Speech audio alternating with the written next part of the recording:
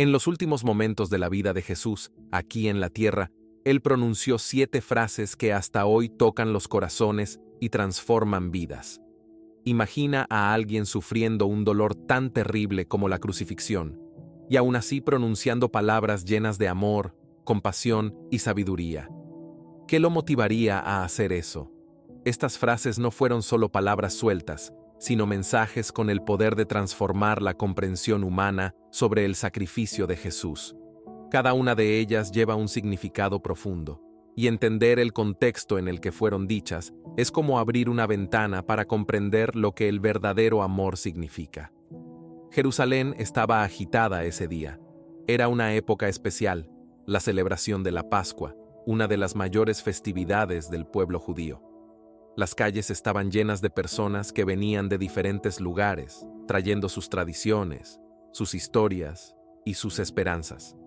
El aroma de especias y la agitación daban un aire festivo, pero algo era diferente. La ciudad se sentía pesada, había una sensación de tensión en el ambiente, como si algo muy importante estuviera por suceder. Apenas unos días antes, Jesús había entrado en la ciudad como un rey, montado en un burrito, siendo aclamado por la multitud que gritaba «Hosana». Pero, de manera rápida e inesperada, esa misma multitud que lo aplaudía se volvió contra él, influenciada por los líderes religiosos, quienes veían en Jesús una amenaza a su poder y posición. Los líderes religiosos, el Sanedrín, ya habían decidido que Jesús debía ser eliminado. Tramaron un plan y, incluso sin una acusación legítima, presionaron a Poncio Pilato, el gobernador romano, hasta que cedió. La sentencia elegida fue la crucifixión, un castigo cruel, reservado para los peores criminales. Era una muerte pública, lenta y llena de humillación, diseñada para ser un ejemplo para quienes se atrevieran a desafiar el poder de Roma. Jesús fue llevado al Gólgota, un lugar conocido como el lugar de la calavera. Tuvo que cargar su cruz, exhausto y herido, por las calles de la ciudad, mientras era observado por una multitud que lo insultaba. Cada paso era doloroso, cada movimiento un esfuerzo enorme. En la cruz, Jesús enfrentó un dolor físico y emocional indescriptible. Cada palabra pronunciada requería un esfuerzo inmenso, pues la posición de quien era crucificado hacía difícil incluso respirar. Pero, incluso en ese sufrimiento, Él eligió hablar. Cada frase estaba cargada de un propósito, como si supiera que cada una de ellas sería recordada y reflexionada durante siglos. Sus palabras en la cruz no fueron solo un alivio momentáneo, sino un legado de amor y compasión para todos nosotros. La primera cosa que Jesús dijo fue una oración. Padre, perdónalos, porque no saben lo que hacen. Imagina lo que esto significa. Los soldados romanos acababan de clavar sus manos y pies en la cruz. Las personas alrededor gritaban insultos, se reían y lo humillaban. Los líderes religiosos observaban con satisfacción, pensando que habían triunfado. Cualquier persona, en el lugar de Jesús, podría haber gritado de dolor, reclamado o incluso maldecido a sus enemigos. Pero él hizo algo totalmente inesperado. Pidió perdón por ellos. Jesús intercedió por quienes lo estaban matando, diciendo que no entendían lo que estaban haciendo. Esta actitud es algo difícil de comprender.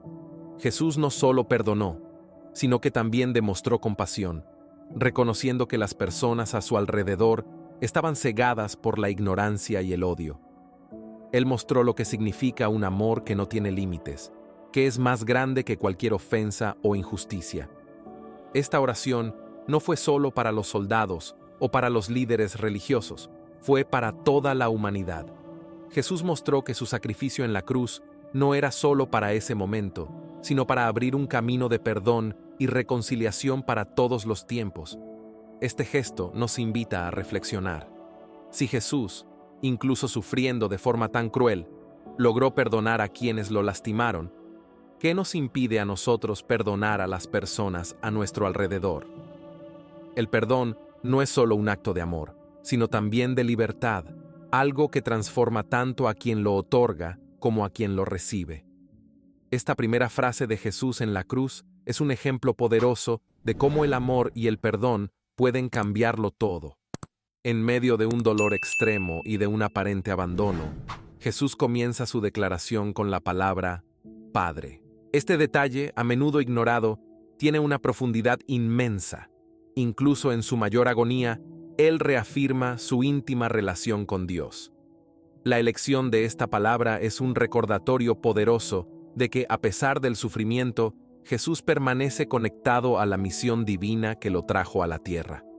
No clama solo a un ser superior distante, sino a un Padre con quien comparte un vínculo eterno, incluso mientras el peso del pecado del mundo parece amenazar esa conexión. Cuando Jesús pide, Padre, perdónalos, porque no saben lo que hacen, Él trasciende el entendimiento humano de justicia y venganza. Su petición de perdón no se limita a los soldados que llevaron a cabo la crucifixión. Va más allá, abarcando a los líderes religiosos que conspiraron contra Él, a la multitud que gritó, «Crucifícalo», y en última instancia, a toda la humanidad que, a través del pecado, participó en el rechazo del Salvador. La frase, «porque no saben lo que hacen», no es una simple justificación, es una verdad espiritual profunda. Jesús reconoce que, en su ignorancia, las personas no comprendían plenamente lo que estaban haciendo. Pablo, en 1 Corintios 2:8, refuerza esta idea al decir, «Si los gobernantes de este siglo lo hubieran sabido, no habrían crucificado al Señor de la gloria». Esa ignorancia, sin embargo, no elimina la responsabilidad por el acto, pero revela la magnitud de la misericordia divina. Jesús enseña que el perdón no es condicional, ni depende del arrepentimiento inmediato de quien cometió la ofensa. Es una decisión unilateral, un acto de amor que libera tanto a quien perdona como a quien es perdonado. La petición de Jesús en la cruz no fue solo una demostración de compasión, sino también el cumplimiento de todo lo que Él enseñó. En el Sermón del Monte dijo, «Amen a sus enemigos y oren por quienes los persiguen». En la cruz, Él vivió exactamente eso, mostrando que el perdón es la máxima expresión del amor. El impacto de esas palabras fue inmediato y se extendió mucho más allá de ese momento. El centurión romano que supervisaba la crucifixión, al presenciar todo lo que sucedía, declaró, «Verdaderamente este era el Hijo de Dios». Marcos 15:39. En las semanas siguientes, muchos sacerdotes judíos se convirtieron, probablemente conmovidos por esa demostración de amor sobrenatural. Hechos 6:7. Además, las palabras de Jesús también cumplieron las profecías del Antiguo Testamento. Isaías 53:12 decía, «Fue contado entre los transgresores». Incluso cuando enfrentaba el rechazo máximo de la humanidad, Jesús respondía con la mayor expresión de amor y misericordia. «Padre, perdónalos», resuena a través de los siglos como un ejemplo para todos los que siguen a Cristo. Esteban, el primer mártir cristiano, repitió este mismo gesto al pedir perdón por quienes lo apedreaban. Hechos 7:60. Muchos cristianos perseguidos a lo largo de la historia encontraron fuerzas en estas palabras para perdonar a quienes los maltrataban. Para nosotros, hoy, esta frase sigue siendo un desafío y una promesa. Nos desafía a ofrecer perdón incluso en las situaciones más difíciles, y asegura que el perdón de Dios está disponible para todos, sin importar lo que hayan hecho. Mientras tanto, el diálogo en la cruz entre Jesús y uno de los ladrones crucificados a su lado se desarrolla como uno de los momentos más extraordinarios de la historia. Entre insultos y dolores, algo cambia en el corazón de uno de los criminales. Él reconoce la inocencia de Jesús y, con humildad, le pide, «Jesús, acuérdate de mí cuando vengas en tu reino». La respuesta de Jesús es directa y llena de esperanza. «En verdad te digo que hoy estarás conmigo en el paraíso». Este breve diálogo es un retrato de la gracia divina en acción. No importaba el pasado de ese hombre. El arrepentimiento genuino y la fe en Jesús lo llevaron a la promesa de la vida eterna. La segunda frase de Jesús en la cruz nos recuerda que nunca es tarde para buscar la redención y que el amor de Dios siempre está disponible para aquellos que se vuelven hacia Él, incluso en los últimos instantes de sus vidas. En ese momento, Jesús reveló una verdad profunda sobre la gracia divina. Comenzó su respuesta con «en verdad», una expresión que, en el original griego, lleva el peso de una garantía absoluta. Jesús dejaba claro que su promesa era firme, algo que no dejaba espacio para dudas. La petición del ladrón no fue por un lugar de honor en el reino ni por un milagro para escapar de la cruz. Solo pidió ser recordado, pero Jesús le ofreció algo mucho mayor, una promesa de comunión inmediata en el paraíso, una vida eterna a su lado. Esto demuestra la abundancia de la gracia divina que da mucho más de lo que pedimos o imaginamos. La palabra paraíso lleva un significado especial. En la tradición judía estaba asociada al jardín del Edén, un lugar de perfecta comunión con Dios. Jesús no solo promete que el ladrón entrará en este lugar bendito, sino que también asegura su compañía personal. Esto nos recuerda que la salvación no es solo sobre un destino futuro, sino sobre una relación con Jesús que comienza en el momento en que nos volvemos a Él con fe sincera. Esta escena también desmantela muchas ideas equivocadas sobre lo que se requiere para la salvación. El ladrón crucificado no tuvo la oportunidad de realizar buenas obras, ser bautizado o cumplir con ningún ritual religioso. Su salvación vino únicamente por la fe, demostrando que es un don de la gracia divina, y no algo que podemos ganar por nuestros propios méritos. El arrepentimiento del ladrón es un ejemplo poderoso. Mientras otros se burlaban de Jesús, él fue capaz de ver más allá de la apariencia de derrota y reconocer a Jesús como Rey. Incluso mientras Jesús sufría, sin ninguna demostración de poder o gloria visible, el ladrón declaró su fe en el reino que vendría. Esta actitud de fe en un momento tan improbable nos muestra el poder de una verdadera transformación. Reconoció su propia culpa, reprendió al otro ladrón por su burla y expresó su creencia en el poder salvador de Jesús. Estos elementos reflejan lo que es esencial para una conversión genuina. La palabra «hoy» en la respuesta de Jesús es especialmente significativa. Con ella, Él elimina cualquier idea de un proceso largo para alcanzar la salvación.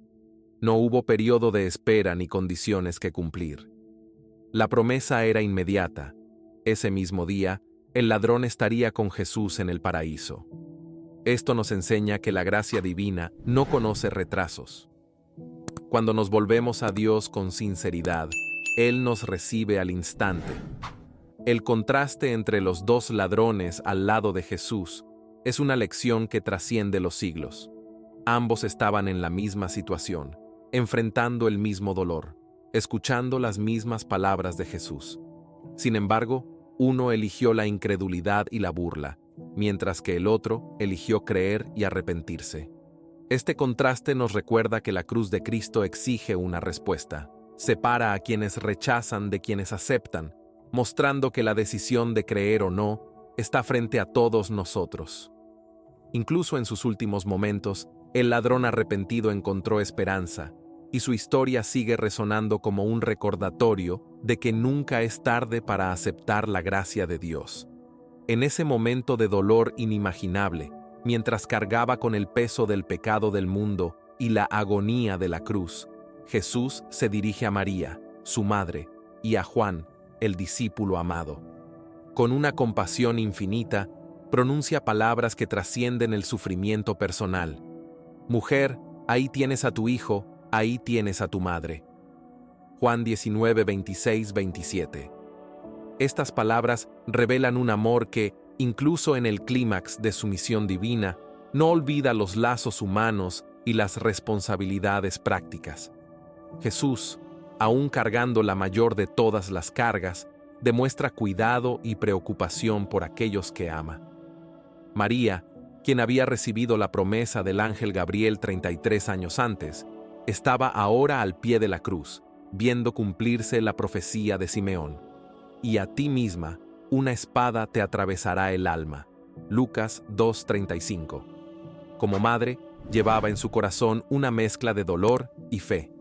Aquel a quien había acunado en sus brazos, ahora estaba suspendido entre el cielo y la tierra, rechazado por los hombres, pero cumpliendo el plan de redención. Su presencia allí, firme ante tanto sufrimiento, es un testimonio de amor y fidelidad que resuena a lo largo de los siglos. Es interesante notar que Jesús llama a María mujer y no madre. Esta elección de palabras no disminuye el vínculo afectivo, sino que amplía el significado de ese momento. La misma expresión fue usada por Jesús en las bodas de Caná, al inicio de su ministerio, y ahora aparece de nuevo en el clímax de su misión. Al llamar a María mujer, Jesús la eleva a un papel universal. Ella no es solo su madre, sino que simboliza a la humanidad que Él vino a salvar. En este contexto, la designación de Juan como hijo de María trasciende el cuidado práctico. Juan no solo recibe el encargo de cuidar de María, sino que esta declaración establece un nuevo tipo de familia espiritual, que no se basa en lazos de sangre, sino en la fe en Cristo. Juan, el discípulo amado, es elegido para esta responsabilidad especial. Él representa a todos aquellos que siguen a Jesús con fidelidad. Desde ese momento, lleva a María a su casa, asumiendo el papel de hijo en obediencia a las palabras del Maestro. Esta acción refleja el quinto mandamiento: honra a tu padre y a tu madre, mostrando que Jesús, incluso en su misión divina, cumple plenamente la ley hasta sus últimos instantes. Nos enseña que la verdadera espiritualidad no nos aparta de nuestras responsabilidades familiares. Al contrario, la fe profundiza y perfecciona esos lazos. La presencia de María y Juan al pie de la cruz es aún más notable cuando se compara con la ausencia de los demás discípulos, quienes habían huido por miedo. Este pequeño grupo, formado por María, Juan y otras mujeres fieles, representa el verdadero amor y la valentía que persisten incluso ante las mayores adversidades. Ellos son un recordatorio de que seguir a Jesús a menudo requiere estar presentes en momentos de dolor y sacrificio. Este gesto también apunta hacia la nueva comunidad que Cristo estaba estableciendo, una familia espiritual donde los lazos de fe serían tan importantes como los de sangre. Las palabras de Jesús, además de atender a una necesidad práctica, llevan un significado profundo para la Iglesia. Al declarar a María y Juan como madre e hijo, nos enseña que las relaciones en la comunidad cristiana van más allá de las conexiones biológicas. La Iglesia está llamada a ser una familia unida, donde cuidamos unos de otros con el mismo amor que Jesús demostró. María, al pie de la cruz, simboliza a todos los que sufren al ver a sus seres queridos en dolor. Sus lágrimas reflejan las de tantas madres y padres a lo largo de la historia. Pero las palabras de Jesús ofrecen consuelo, mostrando que incluso en el sufrimiento hay propósito y cuidado. Esta escena es un recordatorio de que la fe en Cristo no nos aparta del mundo, sino que nos llama a vivir con compasión y responsabilidad, incluso en medio del dolor. María, al pie de la cruz, y Juan, quien acepta su nuevo papel, nos muestran cómo el amor de Dios se manifiesta tanto en los detalles de la vida cotidiana como en las pruebas más grandes. El mensaje de Jesús en ese momento es claro: la verdadera espiritualidad está profundamente entrelazada con el cuidado práctico y el amor sacrificial. Para la Iglesia primitiva, el momento en que Jesús confió a María a Juan tuvo un impacto profundo. María pasó a ser vista como una figura central en la comunidad de cristianos que comenzaba a formarse, como se menciona en Hechos, donde es descrita como parte del círculo cercano tras la ascensión.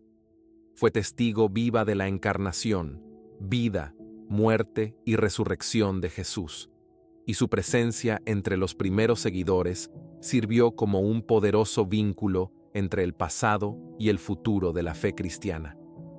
Juan, fiel a la responsabilidad que Jesús le encomendó, cuidó de María y, a través de su convivencia con ella, preservó detalles preciosos de la vida de Jesús, transmitiéndolos para que pudieran ser registrados y conocidos por las generaciones futuras.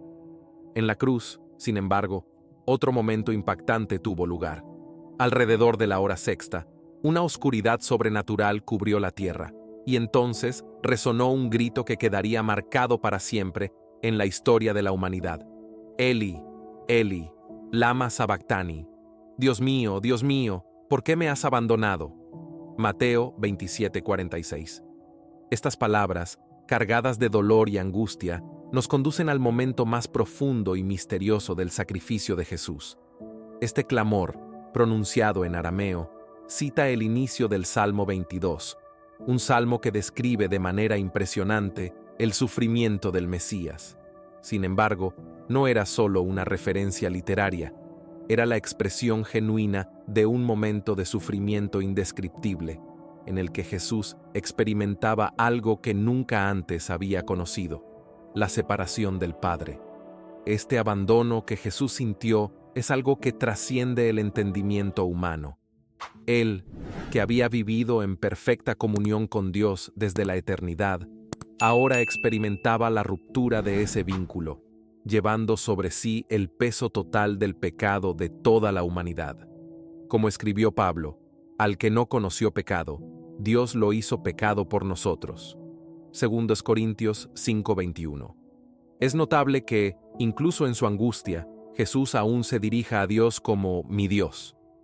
Esto demuestra que, a pesar del dolor y del aparente alejamiento, su fe permaneció intacta.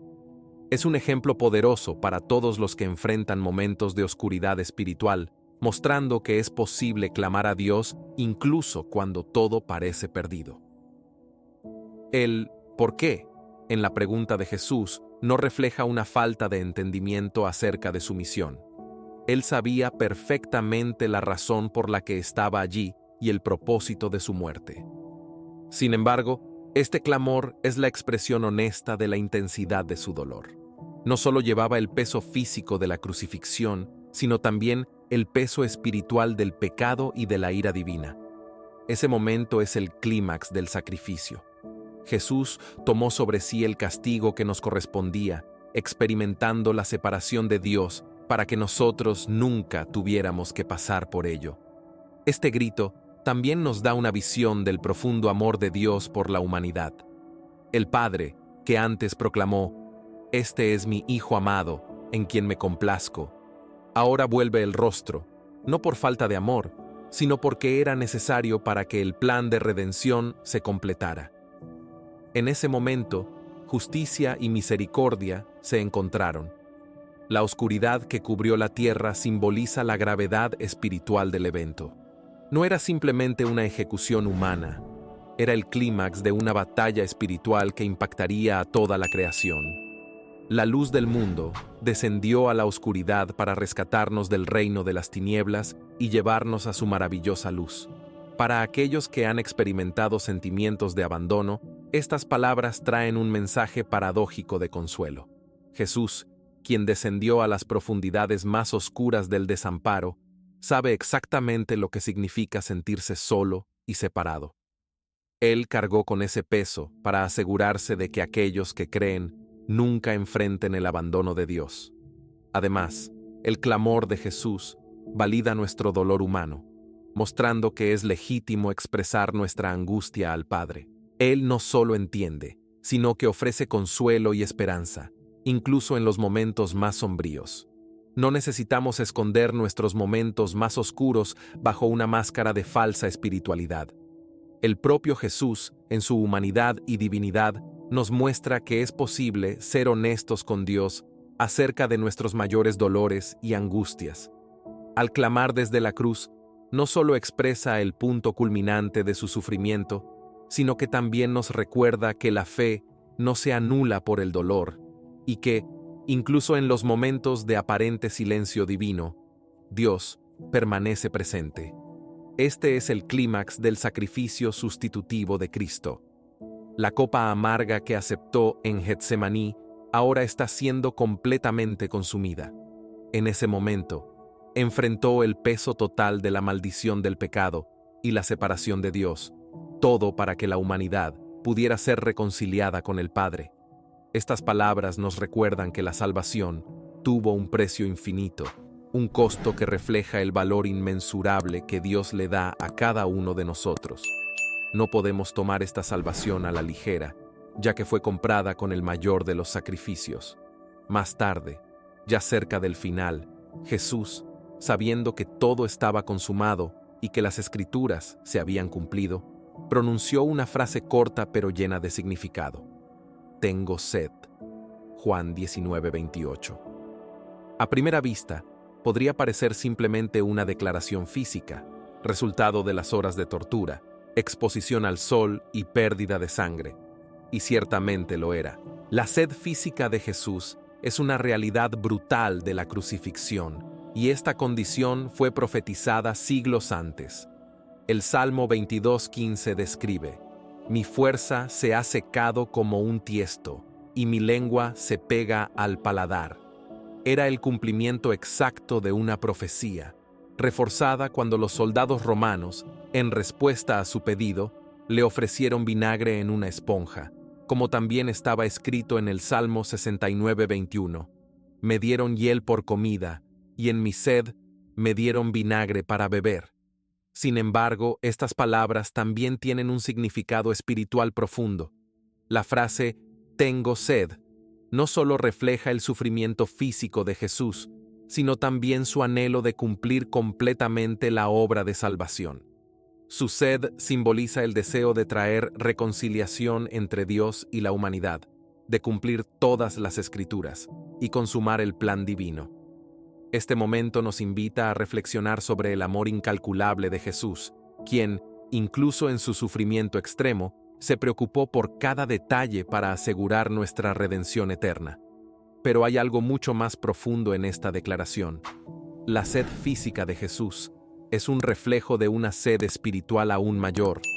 Él, que había declarado ser el agua viva e invitado a todos los que tienen sed a venir a Él y beber, ahora experimenta la mayor sed espiritual que alguien podría conocer: la ruptura temporal de la comunión con el Padre.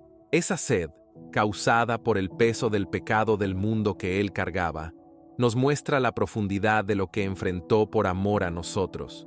Es una sed de reconciliación, de restauración, de ver el propósito eterno de Dios cumplido. Esta breve declaración también nos recuerda la plena humanidad de Jesús. Él no solo parecía humano, vivió y sintió todo lo que forma parte de la experiencia humana, incluidas sus limitaciones y fragilidades físicas. Como está escrito en Hebreos 4:15. Él fue tentado en todo, como nosotros, pero sin pecado. En su sed, Jesús nos recuerda que asumió completamente nuestra condición, enfrentando incluso las necesidades más básicas de la existencia humana. Al mismo tiempo, esta declaración señala una realidad espiritual profunda.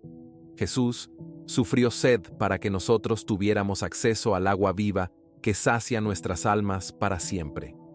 La humildad de Cristo también brilla en esta declaración. Aquel que creó los océanos y sostenía toda la creación, ahora dependía de otras personas para recibir una simple gota de líquido. Este es el mismo Jesús que, en Filipenses 2, es descrito como quien se despojó a sí mismo y asumió la forma de siervo. No buscó consuelo ni alivio, sino que se entregó por completo al propósito de Dios. Su sed nos remite a las palabras que dijo en el Sermón del Monte: Bienaventurados los que tienen hambre y sed de justicia, porque serán saciados. Mateo 5:6. En la cruz, Jesús vivió esta realidad de manera completa, entregándose totalmente para saciar la sed espiritual de toda la humanidad. La sed física de Jesús también simboliza algo mucho más grande: la sed espiritual de la humanidad por reconciliación con Dios. Ese momento de necesidad extrema nos desafía a ser compasivos, recordándonos sus palabras: Tuve sed y me disteis de beber. Mateo 25:35. La sed de Cristo nos invita a ser sensibles tanto a las necesidades físicas como espirituales de las personas a nuestro alrededor. Su vulnerabilidad nos llama a la acción práctica, a cuidar de aquellos que tienen sed, no solo de agua, sino también de amor, justicia y esperanza. Cada vez que respondemos al clamor de alguien necesitado, honramos el sacrificio de Jesús y su sed, que trajo vida eterna a todos nosotros. En un nivel más profundo, la declaración «tengo sed» refleja el deseo ardiente de Jesús por la salvación de la humanidad. Esa sed trasciende lo físico. Es una manifestación de su anhelo por completar su misión redentora, el propósito por el cual vino al mundo. Jesús ya había afirmado en Juan 4:34, «Mi comida es hacer la voluntad del que me envió y terminar su obra». Ahora, en la cruz, está en el clímax de esa misión, cumpliendo el plan divino que redimiría a la humanidad. Su sed nos recuerda que solo en Cristo nuestro propio anhelo espiritual puede ser plenamente satisfecho. Como dijo Agustín, «Nos hiciste para ti, oh Señor, y nuestro corazón está inquieto hasta que descanse en ti». El sacrificio de Jesús en la cruz abre el camino para que toda sed espiritual de la humanidad encuentre su fuente de satisfacción eterna en Dios. Poco después, Jesús proclama la sexta palabra, «consumado es». En griego, la palabra tetelestai lleva un peso que va mucho más allá de su traducción literal. Es un grito de victoria, no un suspiro de derrota. Esta palabra única encapsula la obra completa de Cristo en la cruz. En el mundo de la época, tetelestai se usaba en el comercio para indicar que una deuda había sido totalmente pagada. Cuando una obligación era saldada, esta palabra se escribía en el recibo. Con esta declaración, Jesús afirma que la deuda del pecado de la humanidad ha sido totalmente pagada. No hay nada más que deba hacerse para nuestra redención. La obra ha sido concluida. Este momento es el cumplimiento de todas las profecías del Antiguo Testamento relacionadas con el Mesías. Desde la promesa hecha en el jardín del Edén, en Génesis 3:15, hasta las descripciones detalladas en Isaías 53, todo apuntaba a este momento. Cada paso del plan divino, concebido antes de la creación del mundo, ahora alcanza su clímax. Jesús es el cumplimiento perfecto de todas las promesas y figuras del Antiguo Testamento. La declaración «consumado es» también marca el fin del sistema sacrificial de la antigua alianza. En el momento en que Jesús murió, el velo del templo se rasgó de arriba a abajo, simbolizando que el acceso a Dios, antes restringido al sumo sacerdote una vez al año, ahora está disponible para todos a través de Cristo. Los sacrificios de animales, que eran solo sombras que apuntaban al sacrificio definitivo, ahora encuentran su plena realización. Como está escrito en Hebreos 10:14, porque con una sola ofrenda hizo perfectos para siempre a los santificados. Esto significa que nuestra salvación no depende de obras adicionales, rituales o méritos humanos. La obra de Jesús es suficiente para reconciliar a toda la humanidad con Dios. Además, esta declaración final representa la derrota total de Satanás y de las fuerzas del mal. La promesa de que la descendencia de la mujer aplastaría la cabeza de la serpiente se cumple en la cruz. Como escribió Pablo en Colosenses 2:15, desarmó a los poderes y a las autoridades y los exhibió públicamente, triunfando sobre ellos en la cruz. El triunfo de Cristo no es solo espiritual, sino también cósmico.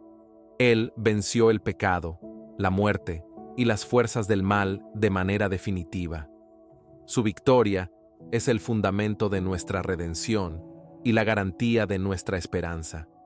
Tetelestai es una declaración de victoria, una proclamación de que la obra redentora de Cristo ha sido concluida de manera perfecta y completa. Ya no hay necesidad de sacrificios, penitencias o esfuerzos humanos para alcanzar la salvación. Como el autor de Hebreos escribió, donde hay perdón, ya no hay ofrenda por el pecado. Hebreos 10:18. Jesús hizo lo que nadie más podría hacer, reconciliar a la humanidad con Dios de forma plena y eterna.